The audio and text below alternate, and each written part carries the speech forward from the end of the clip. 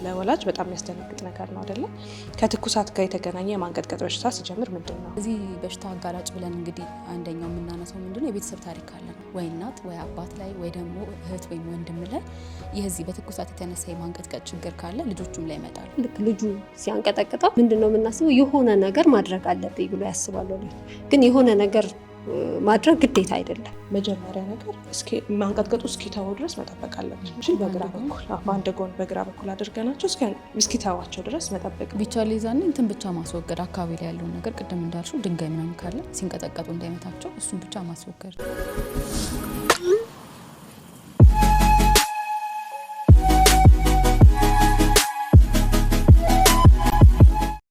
አያርገውና ልጆች በትኩሳት የተነሳ ራሱን ቢስት ቢንቀጠቀጥ ምን ያደርጋሉ? ሰላም ጤና ይስጥልን ውድ ተመልካቾቻችን፣ በዛሬው ፕሮግራማችን እንግዲህ በትኩሳት ስለሚነሳ ራስን መሳት እንዲሁም መንቀጥቀጥ በሰፊው እናወራለን። ይህ ችግር በምን ይመጣል? መፍትሄዎቹስ ምንድን ናቸው? ቤታችን ውስጥ እንደዚህ አይነት ችግር ሲያጋጥመን ምን ማድረግ አለብን የሚለውን ሰፋ አድርገን እንወያያለን። የዘመናዊ ሕክምናን ከባህላዊ አስተምሮና ከማህበረሰብ ጤና አንጻር የምንቃኝበት እነሆኛ ፖድካስታችን ነው። እስከ ፕሮግራማችን ፍጻሜ ድረስ አብራችሁን ቆዩ። ለንቲጂ መስገን እንዴት ነሽ? እንዳልሽው ነው። በጣም ለወላጅ በጣም የሚያስደነግጥ ነገር ነው አይደለ? ጤነኛ የነበረ ልጅሽ ትኩሳት ኖሮ ከዛ በኋላ ማንቀጥቀጥ ቢጀምረው ምን አደርጋለሁ የሚለው ነገር ብዙ ወላጅ በጣም የሚያስጨንቅ ነገር ነው። ደግሞ በተደጋጋሚ የሚታይ ነገር ነው ማለት ነው። ስለዚህ ከትኩሳት ጋር የተገናኘ የማንቀጥቀጥ በሽታ ሲጀምር ምንድን ነው የሚለውን ስናይ እንግዲህ ልጆች ትኩሳታቸው 38 ዲግሪ እና ከዛ በላይ ከፍ ሲል የሚከሰት ነው። ብዙ ጊዜ ከ6 ወር በላይ የሆናቸው ልጆች ነው፣ ከ5 ዓመት በታች መሀል ላይ ያለ ማለት ነው። ስለዚህ ከ6 ወር በላይ እስከ 5 ዓመት ድረስ እነዚህ ነገሮች በደንብ ይታያሉ። በጣም የሚታዩበት የእድሜ ክልል ደግሞ ከ1 ዓመት እስከ 1 ዓመት ከ6 ወር ድረስ ህጻናት ላይ እነዚህ ነገሮች ይታያሉ ማለት ነው።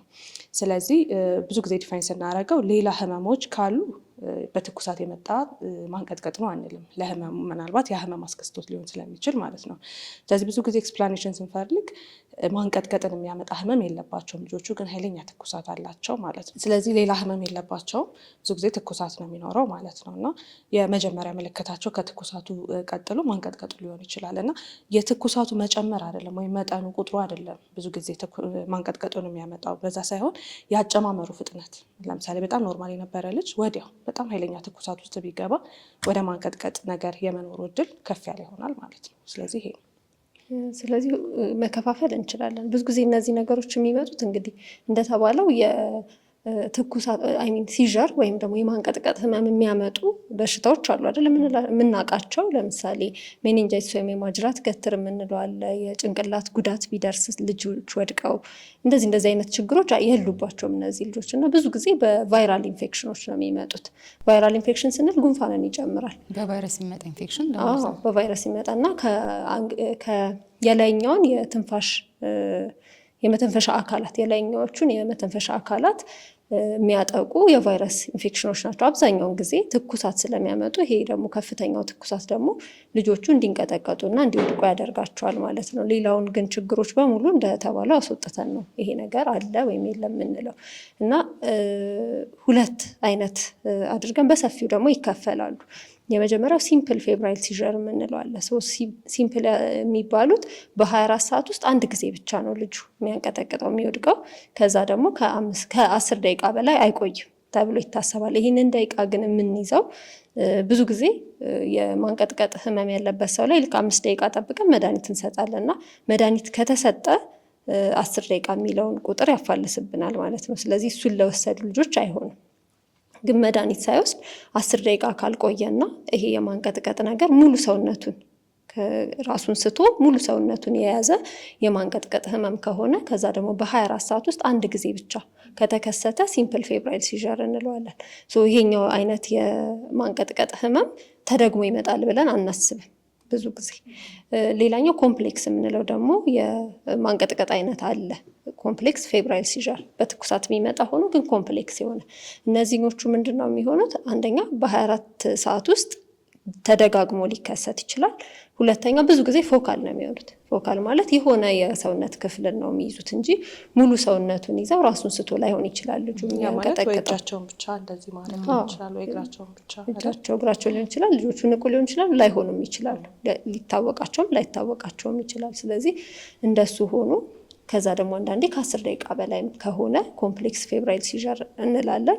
መክፈል የሚያስፈልገው እነዚህኞቹ ደግመው ሊመጡ ይችላሉ ብለን እናስባለን። አንደኛ። ሁለተኛ ወደፊት ልጁ ሲያድግ የማንቀጥቀጥ ህመም ሊይዘው ይችላል፣ እንደ ሪስክ ፋክተር እንቆጥረዋለን። ሲምፕል ፌብራይል ሲዥር ከሆነ ግን ወደፊት ማንቀጥቀጥ ይኖርበታል ወይም ደግሞ ያጋልጠዋል ብለን ደግሞ አናስብም ማለት ነው። ስለዚህ አሁን እዚህ ጋር ድጋሚ ይመጣል ብለን ስናወራ ከ3 ህጻናቶች ውስጥ ይሄ በትኩሳት የተነሳ ከሚያንቀጠቅጣቸው ከ3 ህጻናቶች ውስጥ አንዱ ላይ ይሄ ነገር ሊደግም ይችላል። የሚደግመው እንግዲህ በመጀመሪያው 1 ዓመት እስከ 2 ዓመት ባለው ጊዜ ውስጥ ነው። ኦልሞስት ጊዜው እየቆየ ሲመጣ አሁን ለምሳሌ ወደ 2 ዓመት ምናምን ሲጠጋ 90% የሚሆኑት ደግሞ ሊመጣ ይችላል ብለን እናስባለን። ግን ሁሉም ልጆች ላይ አይደለም ይሄ ነገር የሚመጣው አይደለ? ለምን ከ3 አንድ ነው ያለው። ሶ እነዚህ ልጆች ለምንድን ነው በተለየ ሁኔታ ተጋላጭ ሆኑት ካልን አንደኛው አንቺ እንዳልሹ ነው፣ ኮምፕሌክስ መሆን አለበት። የመጀመሪያው አይነት የሲዥር ታይፑ ኮምፕሌክስ ሲሆን ነው ሞር የሚደግመው ከዛኛው ይልቅ ማለት ነው። እሱ ሲሆን ነው። ሁለተኛው እድሜያቸው ነው አይደለ? ቅድም እያልን ነበረ ከ6 ወር እስከ 5 ዓመት ያሉ ልጆች ላይ ነው የሚያጋጥመውና እድሜያቸው ከ1 ዓመት በታች ሲሆን ግን 50% በበለጠ የመድገም አይነት ባህሪ ይኖረዋል ማለት ነው። ሌላው ትኩሳት ይኖራል ብለናል። ብዙ ጊዜ አብዛኛው ጊዜ እንግዲህ ትኩሳታቸው 38 ዲግሪ ሴልሺየስ እና ከዛ በላይ ሲሆን ነው ይሄ ምልክት የሚታየውና እነዚህ ልጆች ላይ ግን ትኩሳታቸው 38 ሳይደርስ ማንቀጥቀጥ ካለባቸው ምናልባት ደግሞ ሊመጣ ይችላል ብለን እናስባለን። ሌላው ምንድነው ትኩሳቱ ጨምሮ በ1 ሰዓት ውስጥ ይሄ ማንቀጥቀጥ ካለ እነዚህም ልጆች ላይ የመድገም ነገር አለ። ሌላ እንግዲህ ለዚህ በሽታ አጋላጭ ብለን እንግዲህ አንደኛው የምናነሳው ምንድነው የቤተሰብ ታሪክ ካለ ነው አይደል? ስፔሻሊ ወይ እናት ወይ አባት ላይ ወይ ደግሞ እህት ወይም ወንድም ላይ የዚህ በትኩሳት የተነሳ የማንቀጥቀጥ ችግር ካለ ልጆቹም ላይ ይመጣል ማለት ነው። ሶ እንደዚህ አይነት ልጆችም ለዚህ በሽታ የመጋለጥ ነገር አለ ማለት ነው። ተጨማሪ ደግሞ ምንድነው ተጓዳኝ የሆነ የአንጎል ውስንነትን የሚወስኑ በሽታዎች ካለባቸው እነዚህ ልጆች ላይ ቶሎ ሊነሳ ይችላል ማለት ነው። ሶ እነዚህ ግሩፖች ላይ ሊደገም ይችላል ማለት ነው። ሌላው ምንድነው ብዙ ጊዜ ማንቀጥቀጥ ሲባል እንግዲህ ኤፒለፕሲ የምንለውም ነገር አለ አይደለ? ምክንያቱም የማይታወቅ የማንቀጥቀጥ በሽታ ማለት ነውና በተለምዶ የሚጥል በሽታ በተለምዶ የሚባለው ማለት ነውና ይሄ በትኩሳት የተነሳ ማንቀጥቀጥ ወደዚህ በሽታ ይቀየራል ወይ ወይም ደግሞ ያጋልጣል ወይ የሚሉ ጥያቄዎች አሉ። እና እንግዲህ አብዛኛው ህጻናቶች ላይ ብናይ ማንኛውም ህጻናት ከ1 እስከ 2% ለዚህ ለሚጥል በሽታ የተጋለጡ ናቸው። ነገር ግን በህይወታቸው ውስጥ አንዴም ቢሆን በትኩሳት የተነሳ ማንቀጥቀጥ ያጋጠማቸው ልጆች ግን ከነዚህ ትንሽ ከፍ ማለትና ከ2 እስከ 5% ደግሞ የመጋለጥ ነገር አላቸው። ሶ ብዙም ልዩነት አይኖረውም፣ ግን ትንሽ ጨመረ ማለትና ወደፊት ላይ ይሄን ነገር ዲቨሎፕ የማድረግ እድል አላቸው፣ ግን ሁሉም አይደሉም ማለት ነው። ሶ ያ ነው ማለት ነው። ስለዚህ ቤት ውስጥ ያው ማንቀጥቀጥ ቢያጋጥም ምንድነው ቤተሰብ ማድረግ ያለበት ነገር ስንል በድንጋጤ ሰዓት የምናደርጋቸው ነገሮች ፈርዘር ተጨማሪ ጉዳትን ልጁ ላይ ሊያመጡ ስለሚችሉ ማለት ነው። ስለዚህ በተቻለ መጠን መረጋጋት፣ ከዛ በኋላ ደግሞ እያንቀጠቀጠው የሚቀጥል ከሆነ ልጁን በግራ ወይ በቀኝ ሳይድ መገልበጥ ማለት ነው። ይሄ የምናደርገው ለምንድን ነው? በተለይ በግራ በኩል ብናደርገው በጣም ተመራጭ ይሆናል ማለት ነው። ያን የምናደርገው ጨጓራ ውስጥ ያሉትን ምግብ ወይም ደግሞ ፈሳሽ ነገሮች የሚወስድም ልጅ ቢሆን ወይም ምግብ የሚወስድም ቢሆን ጨጓራ ውስጥ ያሉት ነገሮች በሚያንቀጠቅጠው ሰዓት ወደ ሳምባው እንዳይገቡ፣ ስለዚህ ትንታ የምንለው ብዙ ጊዜ አይደለ እሱን ያመጣል። በኋላ ላይ ደግሞ እየቆየ ሲሄድ የሳምባ ምች፣ የሳምባ ኢንፌክሽኖችን ይፈጥራል። ስለዚህ እሱን ለመከላከል ወደ አንድ ሳይድ ማድረግ አሪፍ ነው፣ ጥሩ ነው። ሌላው ደግሞ ምንድነው አካባቢው ላይ የሚጎዱት ነገር ልጁን የሚጎዱ ነገሮች ቢኖሩ ድንጋይ ቢኖር ጠጠር ቢኖር ወይም ደግሞ ስለታማ ነገሮች ቢኖሩ እነሱን ማስወገድ ያስፈልጋል ማለት ነው ልጁ ያንን እስኪጨርስ ድረስ። ሌላ ትኩሳቱን በተቻለ መጠን መቀነስ መቆጣጠር። የትኩሳት መድኃኒቶች ቤት ውስጥ ብዙ ጊዜ ይኖራሉ፣ አሁን እየተለመደ የመጣ ነገር ስለሆነ ማለት ነው። እሱም ማድረግ ግን አንዳንዴ ምን ይሆናል የትኩሳት መድኃኒት ሰተሻቸው የሚቀጥለውን እስክሰጪ ድረስ ትኩሳቱ ላይ ወርድ ይችላል፣ ያ ሰዓቱ እስኪደርስ ማለት ነው። በነዛ ሰዓታት ደግሞ በጨርቅ ውሃ እየነከሩ ውስጥ እጃቸውን፣ እግራቸውን፣ ግንባራቸው፣ አንገታቸው ስር በጣም ሙቀት የሚይዝ ቦታዎች የምንላቸውን ማቀዝቀዝ ቢኖር ጥሩ ነው ማለት ነው። ስለዚህ እነዚህ ኤፒሶዶች እንደተባለው በጣም አስደንጋጭ ናቸው ለቤተሰብ። እንደተባለው ጉንፋን የያዘው ልጅ ሊሆን ይችላል እንግዲህ ሲዝ ያደረጉ ሲዥር በጣም እንደ ትልቅ ነገር ነው አይደል? ወይም ደግሞ ክትባት ተከትቦ የመጣ ልጅ ሊሆን ይችላል እና አገር ሰላም ነው ምናምን ብሎ እየኖረ ሰው ልክ ልጁ ሲያንቀጠቅጠው ምንድን ነው የምናስበው? የሆነ ነገር ማድረግ አለብኝ ብሎ ያስባሉ። ግን የሆነ ነገር ማድረግ ግዴታ አይደለም።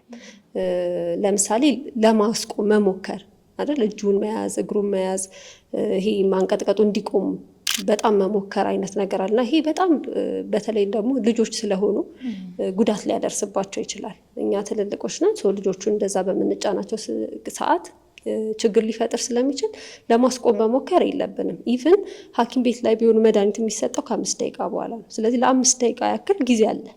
እንደውም ወላጅ እኮ ልጁ አንቀጥቅጦ ሲመጣ ስንት ደቂቃ ቆየ ስትይው ኧረ ከ10 ደቂቃ በላይ ነው ከ30 ደቂቃ በላይ ነው የሚልሽ። ያው ሰዓቱ በጣም ስለሚረዝምብሽ ማለት ነው። ግን እንደው ብዙ ጊዜ የሚረዳን ነገር ሐኪም ቤት ላይ ሲመጡ አንዳንድ ወላጆች ቀርጸው ይመጣሉ አይተሽ ከሆነ ማለት ነው። እንዴት ነው የሚያንቀጠቅጠው የሚለውን ለሐኪም ያንን ሲያሳዩ በጣም ይረዳል። አንደኛ የማንቀጥቀጥ አይነቱን ቅድም ያልናቸውን ብዙ ነገር ይለይልናል። ሁለተኛ ስንት ደቂቃ ቆየ የሚለውንም ይነግረናል።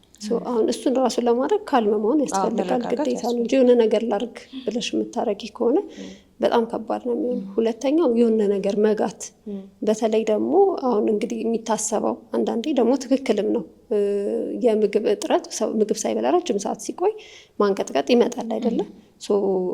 መንገድም ላይ የወደቀ ሰው ስናገኝ ብዙ ጊዜ ካያችሁ ሚሪንዳ አንጡ፣ ስኳር አምጡ ምናምን የሚባል ነገር አለ። ግን አክቲቭሊ እያንቀጠቀጠው ያለ ሰው ወስደን አፉ ላይ መጋት ማለት ደግሞ አስፓይሬት እንዲያደርግ ወይም ደግሞ ወደ ሳምባው እንዲሄድ ስለሆነ የምናደርገው ኢቭን ማስታገሻዎች ቢሆኑ በአፍ የሚወሰዱ ባንጠቀም በዛ ሰዓት በጣም ይመከራል። ስለዚህ በፊንጢጣ የሚገቡትን የትኩሳት መቀነሻዎች መጠቀም የተሻለ ይሆናል ማለት ነው። ብሩክ እዚህ ጋር ግን የምናወራው ያው ስለ ህጻናት የሚጥል ወይም የሚያንቀጠቅጥ በሽታ ቢሆን አሁን ስላነሳሹ ነው። መንገድ ላይ ሰው ወድቆ ብናገኝ የሚያንቀጠቅጠው ሰው በእርግጥ አሁን ብዙ ነገሮችም ትንሽ ባያዝድ ሆነዋል አይደለ? አንዳንዴ የውሸትን እንደዛ የሚያደርጉ ሰዎች ለመርዳት ያለች ነገር ሲጀምር በጣም እንፈራለን። ያንን ነገር ለማድረግ ብዙ ጊዜ ከመንፈስ ጋር ነው የምናገናኘው ወይም ከሌላ ነገር ጋርና መቅረብ ይከብደናል። እና እሱ እያለ ሆኖ አሁን ደግሞ እየታለልኩኝ ነው ብለሽ ስታስቢ ደግሞ ለመርዳትም አትሞክሪም። ግን መርዳት የሚፈልግ ሰው መርዳት የሚችል ሰው ግን ማድረግ ያለበት ነገር የሚያንቀጠቅጠው ሰው ቢያገኝ መጀመሪያ ነገር ማንቀጥቀጡ እስኪተው ድረስ መጠበቅ አለብን አይደል? ያንን ስናደርግ ደግሞ አዙረናቸው ነው ብንችል በግራ በኩል በአንድ ጎን በግራ በኩል አድርገናቸው እስኪተዋቸው ድረስ መጠበቅ እንጂ ይሄ የምንሯሯጠው ነገር አለ። ሚሪንዳ ይገዛ፣ ክብሪት ይለኮስለት ምናምን፣ እነሱ ነገሮች ምንም አያደርጉም ሰውየው እስኪነቃ ድረስ ማለት ነው። ኢቭን አሁን ማንቀጥቀጡ የጀመረው ውስጡ ያለው የስኳር መጠን ወርዶ ሃይፖግላይሲሚያ የምንለው ቢሆንና ሚሪንዳ እኮ ይጠቅመዋል ቢጠጣ አይደል? ግን በማንቀጥቀጡ ሰዓት አይደለም። ኢቭን እኮ ካንቀጠቀጣቸው በኋላ እስኪነቁ የተወሰነ ሰዓት ይፈጃል፣ ይሄ ራሳቸውን እስኪያውቁ አይደል? ስለዚህ እሱ ፓርት አልፈው ሲነቁ በደንብ ነው እሱን ነገሮች ማድረግ ያለብን። ሚቻሊዛኔ እንትን ብቻ ማስወገድ አካባቢ ላይ ያለውን ነገር ቅድም እንዳልሽው ድንጋይ ምናምን ካለ ሲንቀጠቀጡ እንዳይመታቸው እሱን ብቻ ማስወገድ ይሻላል። ያው እኛ የምናየው መርዳቱን ስለሆነ ነው። እና ይሄ የሆነ ጊዜ እንደውም የሆነ ነገር እያነበብኩ ነበርና በቃ የሆነ ነገር ማድረግ አለብሽ። የሆነ ነገር ሲፈጠር ሰው ከጮኸ ወይ የሆነ ነገር ከተፈጠረ የሆነ ነገር ማድረግ አለብሽ። እና አይ ቲንክ ዳንኤል ክብረት ይመስለኛል የሆነ ጊዜ የጻፈው ጽሁፍ ላይ ሳነብ ይጮሃል፣ ሰዎች ይወጣሉ ሁልጊዜ ማለት ነው። እና የሆነ ነገር እናድርግ ሲሉ አንድ ልጅ ግን አለ ቤት የሚቀር ማለት ነው። እና የሆነ ጊዜ አንተ በጣም ኬር አታረግም፣ ለምንድን ነው ማትወጣው? ሲጮህ ማለት ወጣው እኮ ምንም የለም። ከዛ አንተ ኬር ስለማታረግ ነው ሰው አብረህን ወጣ አይነት ነገር ይሉታል ማለት ነው። እና ከዛ እሺ ብሎ በሚቀጥለው ሲጮህ አብሯቸው ይወጣል። ፖይንቱ መዝረፍ ነበረ ቤታቸውን፣ ቤታቸው ይዘረፋል ማለት ነው። እና አንዳንዴ የሆነ ነገር ማድረግ ብቻ ሳይሆን ማስተዋል ይፈልጋል። ችግሮች በሚያጋጥሙ ሰዓት በጣም ወደ ራስ ማየትና ማስተዋል በጣም ያስፈልጋል። እና በቃ ያገኘነውን እናድርግ ስለምንል ነው እንደዚህ አይነት ችግሮች የሚመጡት። እና በቃ ይሄ መረበሽ እኮ አለ ያስታውቃል፣ ማልቀሱ አለ፣ ከዛ ማቀፍ አጋጥሟችሁም ያውቃል ብዬ አስባለሁ። እርግጠኛ ነኝ ማንሳት፣ ከሆነ ቦታ መቀየር፣ ለማስቆም መሞከር፣ እንደዚህ አይነት ነገሮች በቃ የሆነ ነገር መጋት አይደል? እንደዚህ ነገሮች ሁሌም ቢሆን ምንም ነገር ላይ የመጀመሪያ እርዳታ ስንሰጥ ፈርስት ጎልደን ሩል ወይም ደግሞ ወርቃማ ህግ የምንለው እኔን ይጎዳኛል ወይ መጀመሪያ አይደል? ምክንያቱም እርዳታ ልትሰጪ ብለሽ አንቺ የምትጎጂ ከሆነ ሁለት ተጎጂ ሰው አለ እዛ ጋር ማለት ነው። ስለዚህ መጀመሪያ የአንቺን ሴፍቲ ራሱ ያንን ሃንድል ማድረግ እንደምትችይ እርግጠኛ መሆን አለብሽ ማለት ነው። በዋነኝነት 5 ደቂቃ እንዳላቸው ቢያውቁ ጥሩ ነው ወላጆች። እስከ 5 ደቂቃ ድረስ እያንቀጠቀጠው ቢቆይ ምንም ችግር የለውም። እንዳልኩት ሕክምናም ቦታ ላይ ማንቀጥቀጡ ቢነሳ ኢቭን ሕክምና ቦታም ላይ በጣም ስለሚጮሁ ነው ወላጆች አንዳንዴ ምንም አታረጉለትም እንደ የሆነ ነገር አድርጉለት እንጂ ምናምን የሚባል ነገር ስላለ በግራ በኩል ሆኖ ፖዚሽን ካረግን የሚጎዳውን ነገር ካነሳን ለ5 ደቂቃ ያክል ቢቆይ ምንም ችግር የለውም። 5 ደቂቃ የቆየ ከሆነ ግን ያው መድኃኒቶች ይሰጣሉ ማለት ነው። እሺ ስለዚህ እንግዲህ ሕክምና ቦታ ላይ ደግሞ ይዘንላቸው ከመጣን በኋላ ምን ይደረጋል? መጀመሪያ ማወቅ ያለብን ሲምፕል ከሆነ ቅድም የተባለው ሲምፕል ማለት በ24 ሰዓት ውስጥ አንድ ጊዜ ብቻ ከሆነ ሲያንቀጠቅጠው ሁለቱም የሰውነቱ ሳይድ ተመሳሳይ የሆነ እንቅስቃሴ ካላቸው ማለት መንቀጥቀጥ ሊሆን ይችላል፣ መገተር ሊሆን ይችላል፣ ተመሳሳይ ከሆነ እና ሙሉ ሰውነቱን የሚያጠቃልል ከሆነ፣ ሌላ ደግሞ ዲዩሬሽኑ ከ15 ደቂቃ በታች ከሆነ ሲምፕል ነው። እነዚህም ብዙ ጊዜ ማምጣት አያስፈልግም። ለምን አንድ ጊዜ ይኖራል፣ ከዛ በኋላ ይጠፋል። ቅድም የተባሉትን ነገሮች ግን ቲጂ አሁን እሱ ማለት ነው ያው ከትምህርታችንም ከመጽሐፋችንም አንጻር ከፕራክቲሱም አንጻር እንደዛ ነው የሚለው። እኔ ግን ሪኮመንድ ማድረገው ቢያመጡት ይሻላል ብዬ ነው ማስበው። ለምን አንደኛ በድንጋጤ ሰዓት ስለሆነ ሰዓት አትይዥም፣ እንቅስቃሴውን ላትለይ ትችያለሽ። ሁለተኛ ደግሞ ያ ትኩሳት የመጣው በምን ምክንያት ነው የሚለውን እስቲ ትኩሳቱ ካለ መተው ቢታዩ ምንም አይነት ነገር ቢኖር መተው ቢታዩ ይሻላል። እኮ ኢንቨስቲጌት አድርገን አይተን አይደል ያው ምንም የለም አንዳንድ ጊዜ ሪያሹር አድርገንም ልልክ እንችላለን አይተን ማለት ነው። ስለዚህ እሺ ይምጡ፣ ማንኛውም አይነት ሲሆን ይምጡ። ከመጡ በኋላ ግን ይሄኛው ሲሆን ብዙ ጊዜ ሪያሹር አድርገን ነው የምንልከው። በቃ ችግር የለውም ማስታገሻ ይውሰድ ምናምን ብለን እንልካለን ማለት ነው። ከዛ ውጭ ግን አሁን በትኩሳት የተነሳ የመጣ መንቀጥቀጥ ከሆነ የምናያቸው ነገሮች አሉ አይደለ? የመጀመሪያው ቴምፕሬቸሩ ነው ወይም የሙቀት መጠኑ እንግዲህ ከ38 ዲግሪ ሴልሺየስ በላይ ነው አይደለም የሚለውን ነገር እናያለን። ከሆነ እሱን ስለሚያመለክትልን ማለት ነው። ሌላው እድሜያቸውን እናያለን። ከ6 ወር እስከ 5 ዓመት እድሜ ሬንጅ ውስጥም ከሆነ እሱን ጠቋሚ ነው። ሌላው ቅድም እንደተባለው ምንም አይነት የአንጎል ኢንፌክሽን ወይም ቁጣ አለመኖሩን ቼክ እናደርጋለን ማለት ነው። ተጨማሪ ደግሞ ከሌላ ለመጣል ምንድን ነው ይሄ መጣልን የሚያመጡ ሌሎች የጤና እክሎች ከሌሉበት እሱም አንድ ጠቋሚ ምልክት ነው ማለት ነው። እሱ ማለት ይሄ ሜታቦሊክ የምንላቸው ነገር ሊሆን ይችላል ወይም ደግሞ ማንኛውም አንጎል ጋር ተያይዞ ያሉ የጤና እክሎች ከሌሉበት እሱን ነው እንግዲህ መጀመሪያ የምናየው የምንለየው ማለት ነው። ስለዚህ ምንድን የምናደርገው መጀመሪያው ያው ታሪክ ነው የምንጠይቀው አይደለም። እንዴት ነበረ የጀመረው የሚለውን ነገር፣ ኢንፌክሽን ነበረ ወይ ትኩሳት ነበረ ወይ የሚለውን ነገር እንጠይቃለን ማለት ነው። ተጨማሪ ሌላ ምን እንጠይቃለን? የቤተሰብ ታሪክ እንጠይቃለን። የቤተሰብ ታሪክ ካለ ልጁ ተጋላጭ ስለሆነ ሊመጣበት ስለሚችል እሱም ጠቋሚ ይሆናል ማለት ነው። ሌላው የክትባት ታሪክ እንጠይቃለን። ሪሰንትሊ ተከትቧል ወይ? ለምን ክትባቱ ሊሆን ይችላል ይህን ነገር ያመጣው።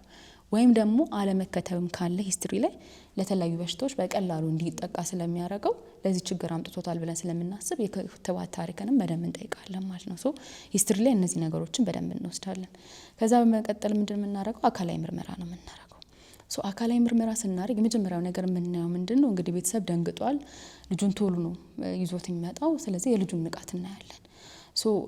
በሙቀት የተነሳ የሚመጣ ሲዥር ሲሆን ማንቀጥቀጥ ሲሆን ልጆቹ ከ5 እስከ 10 ደቂቃ ውስጥ ኮንፊውዥን ሊኖራቸው ይችላሉ። በደንብ ላይነቁ ይችላሉ፣ በደንብ ላያውቁ ይችላሉ። ከ10 ደቂቃ በኋላ ግን ኮምፕሊትሊ በቃ ይሄ ንቃታቸው ይመለሳል ማለት ነው። 10 ደቂቃ አልፎት ንቃቱ ካልተመለሰ ይሄ ልጅ ሌላ በሽታ አለ ማለት ነው። ወደ እሱ ምርመራ መሄድ ይኖርብናል ማለት ነው። ኢቭን ትኩሳት ቢኖረውም ማለት ነው። ስለዚህ እሱን ነገር ማየት ይኖርብናል። ሌላ ምንድን ነው አሁን ቅድም ብሩክ እያልሽን ነበረ ማንቀጥቀጥ የሚያመጡ ህጻናቶች ላይ አንደኛው ቶፕ ዲፍረንሻል ብለን የምናስቀምጠው የማጅራት ገትርን ነው አይደለ? የሜኒንጃል ሳይን የምንላቸውን ወይም ደግሞ የማጅራት ገትር አለ የለም የሚለውን ነገር ደግሞ እናያለን። ለምሳሌ አንገት መገተር ሊሆን ይችላል፣ እግር፣ እጅ ላይ እሱ ላይ እናያለን ማለት ነው። ተጨማሪ እናያለን። አሁን ቅድም ብሩክ እያልሽን ነበር አብዛኛው ይሄ ችግር የሚከሰተው በቫይረስ የተነሳ ነው። ስለዚህ ቫይረስ ሲኖር ደግሞ ብዙ ጊዜ ቆዳ ላይ ለውጦች ይኖራሉ። ስለዚህ የቆዳ ለውጥም ካለ እሱን ቼክ እናደርጋለን ማለት ነውና የተለያዩ ጠቋሚ ነገሮችን የሙቀት መጨመር ሊሆን ይችላል፣ የግፊት ሌላው ደግሞ ያሰሉትን ትዩ ይቅርታ ስላቋጮች ግን ሌላው ኮመን የሆነው ነገር የጆሮአቸው ኢንፌክሽን አለ ወይ? ብዙ ጊዜ ያው ከታሪክም ጆሮዬን አመመኝ አይሉ ማለት ጆሮአቸው መጎተት ነገር እንደዚህ ማከክ ይኖራል። እሱን ቤተሰብ ይነግረናል። እንደዚህ አይነት ምልክቶችን ጆሮአቸውን ቼክ ማድረግ ደግሞ እንደዛ አይነት ውስጡ መግል መያዝ፣ መቁሰል፣ መቆጣት የመሰለ ነገር አለ ወይ? ሌላው የቶንሲል ብዙ ጊዜ ቶንሲላይተስ ምናምን ይኖራቸዋል ትኩሳት ስለሚያመጣ ማለት ነው። ስለዚህ የጉሮሯቸው ወይም የቶንሲላቸው መቆጣት ማበጥ አለ ወይ? መግል ይዟል ወይ? እነዚህ ነገሮችን ማየት አለብን። ስለዚህ ይህን እናያለን። ከዛ በመቀጠል ምንድን ነው የምንሄደው ኢንፌክሽኑ ከየት ተነሳ የሚለውን ምርመራ እናደርጋለን ማለት ነው። ሜሉ እንዳለችው አካላዊ ምርመራ እነዚህን ካረግን በኋላ ለምሳሌ ሳምባ ምች ሊሆን ይችላል አይደለ? ስለዚህ ራጅ ልናነሳ እንችላለን። ከዛ ደግሞ ወይም ደግሞ አንጀት ላይ ያሉ ችግሮች ሊሆን ይችላሉ። ስለዚህ ሰገራ ልናይ እንችላለን፣ አልትራሳውንድ ቼክ ልናደርግ እንችላለን ማለት ነው። ሌላው ደግሞ ሽንት ኢንፌክሽን ነው አይደለ? ኮመንሊ ልጆች የሚጋለጡት ለሽንት ኢንፌክሽን ስለሆነ እሱንም ሽንትን መመርመር ሊኖርብን ይችላል ማለት ነው። ከዛ በተጨማሪ ማንቀጥቀጥን የሚያመጣው ቅድም እያልን እንደነበረው የማጅራት ገትር ማጅራት ገትር ነው። ስለዚህ ማጅራት ገትር ሲኖር ደግሞ ሌሎች ምርመራዎች እናደርጋለን። የደም ምርመራ ሊኖር ይችላል። እንዲሁም ደግሞ ከህብረ ሰረሰሩ ላይ ደም ምንድነው ውሃን ወስደን ከህብረ ሰረሰር ላይ ውሃ ወስደን እሱ ምርመራ ማድረግ ይኖርብናል ማለት ነው። ከዛ እንደ አስፈላጊነቱ ቀጣይ የምንሄደው ምንድነው ኢሜጂንግ የምንላቸው ኢኢጂ የሚባለው ለምሳሌ ይታወቃል አይደለ? ይሄ ጭንቅላት ላይ ተለጥፎ የኤሌክትሪካል የአንጎላችንን የኤሌክትሪካል አክቲቪቲውን ቼክ እናደርጋለን። እንዲሁም ደግሞ የተለያዩ እባጮች ወይም ጠባሳዎች አሉ ብለን ደግሞ ካሰብን ደግሞ ሲቲ ስካን ኤምአርአይም እንዳስፈላጊነቱ ይሰራል ማለት ነው። ሶ በዚህ መልኩ መጨረሻ ላይ ይሄ ልጅ እንደዚህ ነው ያለበት ወይም አይደለም ብለን የሚለውን እንለያለን ማለት ነው። ስለዚህ ምርመራውን ካረጋገጥን በኋላ እንግዲህ አንድ የሚያንቀጠቅጠው ልጅ ከመጣኛ ጋር መጀመሪያ የምናደርገው ነገር ብሩክ ቅድም ስትነግረን እንደነበረ ደቂቃዎችን እናይና ረዘም ያለ ደቂቃ ከሆነ የማንቀጥቀጡን የሚያስታግሱ ወይም ደግሞ የሚያስተው አይነት ምንላቸው መድኃኒቶች እንሰጣለን። ዲያዜፓም ሊሆን ይችላል። ስለዚህ በደም ስር ሊሆን ይችላል የሚሰጠው ወይም ደግሞ በፊንጢጣ በኩል የሚገቡ መድኃኒቶችን እንሰጣለን ማለት ነው። እሱን እየሰጠን የልጁን ማንቀጥቀጥ ደገመው አልደገመው የሚለውን ንቃቱ እንዴት ነው የሚለውን መከታተል እንችላለን ማለት ነው። ሌላው ደግሞ ትኩሳቱን እኛም ጋር ቢሆን ትኩሳቱን እንዳልሹ 38 ከዛ በላይ ከሆነ ወይም ከዛ በታች ሆነ የጀመራቸው ከሆኑና ማስታገሻ የሚፈልግ ከሆነ የትኩሳት ማስታገሻዎችን በተቻለ መጠን እንሰጣለን ማለት ነው። ሌላ ልጁን መከታተል ነው እንጂ ከዚህ የዘለቀ በተለይ ሲምፕል ለሆነ ፌብራይል ሲጀር ለእድሜ ልክ የሚቆይ ወይም ደግሞ ለረጅም ጊዜ የሚወስዱት የሚጥል በሽታ መድኃኒቶች ምናምን አናስጀምራቸውም ማለት ነው። 98% የሚሆነው ኦልሞስት 100 ሰው እንደዚህ አይነት 100 ልጆች እንደዚህ አይነት ምልክት ቢኖራቸው 98ቱ በራሱ ጊዜ ይተዋል ማለት ነው። ይሄ በ24 ሰዓት ምናምን ውስጥ ይተዋቸዋል። ስለዚህ ሌላ መድኃኒት ማስጀመር አያስፈልግም ማለት ነው። ያ ማለት ግን አንዳንዴ የጤና ባለሙያ ኢንሴንሲቲቭ የምንሆንበት ጊዜ አለ። ያንን ስለምታውቂ የወላጆችን ስሜት አክኖሌጅ አለማድረግ አለ አይደል? ድንጋጤያቸው ምንም አይደለም በሚለው ማለት ነው። እና ያ መሆን የለበትም። ያው ደንግጦ የመጣ ወላጅ ነው ያለው፣ የታመመ ልጅ ነው ያለው። ስለዚህ በተቻለ መጠን በእነሱ ጫማ ራሳችንን አስገብተን ማየት ይኖርብናል ማለት ነው እንጂ ሕክምናው ብዙም ከዚህ የተለየ አይሆንም ማለት ነው። አሌስ ቅድም ያነሳሻቸው ሌሎች በሽታዎች ካሉ እንደዛ ከሆነ ደግሞ በትኩሳት ምክንያት የመጣ ማንቀጥቀጥ አንለውም። ወይ በማጅራት ገትር ምክንያት የመጣ ነው ወይ በዚህ ምክንያት የመጣ ነው ወደሚለው እና ያንን ህመም ወደ ማከም እንሄዳለን ማለት ነው። ከዚህ በተጨማሪ ደግሞ ከፍተኛ የሆነ ሪአሹራንስ ያስፈልጋል ከባለሙያው። ባለሙያው ያውቃል፣ ወላጆች ግን አላወቁም አይደል? ይሄንን ነገር በደንብ መምከር ማስረዳት አይደል? ዝም ብሎ አይ በቃ ምንም አይሆንም ሂዱ ከማለት እንደዚህ የሚከሰቱ ነገሮች አሉ። ኔክስት ታይምም ደግሞ ጥንቃቄ እንዲያደርጉ በአጠቃላይ ወላጆችም ትኩሳት ደግሞ ሲኖር አይደል ኮንትሮል የማድረግ ልምዳችን በጣም ዝቅተኛ ስለሆነ የሆነ ወይ ትኩሳቱ ሲመጣ መስጠት ምናምን አይነት ነገሮች አሉና አሁን ሌሎች ጉንፋን ሊሆን ይችላል አይደል ብለናል። ወይም ደግሞ የክትባት ትኩሳት ሊሆን ይችላል ይሄን ያመጣው ስላለን ለምሳሌ አንድ ልጅ አስከትበው ትኩሳት የሚያመጣ ከሆነ መቼ ነው መድኃኒት ማድረግ ያለባቸው የሚለውን መምከር ያስፈልጋል፣ ማሳየት ያስፈልጋል። ጉንፋንም ሲያዝ ያው ለጉንፋን የሚሆን መድኃኒቶች ላንሰጥ እንችላለን አይደለ? ሕክምና ቦታ ላይ ቤት ውስጥ ነው ትሪት እንዲደረግ የሚፈለገው። ግን ቤት ውስጥስ እንዴት አድርገው ትሪት ያድርጉት? ምን ይስጡ ለልጆቻቸው? የትኩሳት መድኃኒትስ በምን ያክል ኢንተርቫል ነው መስጠት ያለባቸው? የትኛውን የትኩሳት መድኃኒት ይጠቀሙ? የትኩሳት መቀነሻ መድኃኒት ማለት ነው። የትኛውን ይጠቀሙ በየስንት ሰዓት የሚለውን ሁሉ አስረድተን ሊደገም የሚችል ነው ማይችል ነው የሚለውን ሁሉ ፕሮግኖሲሱንም ጨምረን አስረድተን ወደ ቤታቸው መላክ እንችላለን። ተመልካቾቻችን የዛሬው ፕሮግራም ይህን ይመስል ነበረ። ሰብስክራይብ፣ ሼር፣ ላይክ፣ ኮመንት ማድረግ አትርሱ። በሚቀጥለው በተመሳሳይ ፕሮግራም እስከምንገናኝ ድረስ ቸር ሰንብቱ።